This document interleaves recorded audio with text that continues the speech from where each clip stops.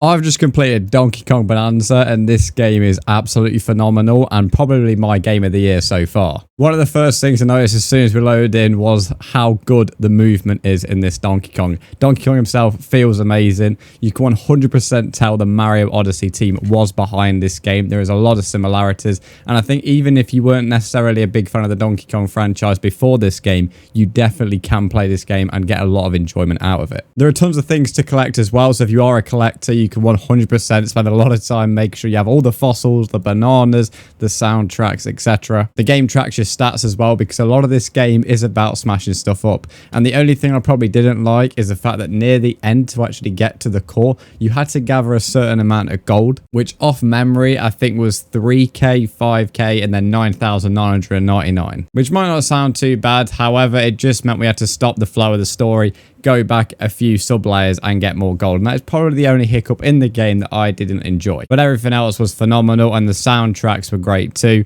Love the credits, a super long credit scene, and you'll even get a spoiler alert here. There is even a fake credit scene where you think the game's ended, but it hasn't. Each sub layer is also ranked from a star level of 1 to 5.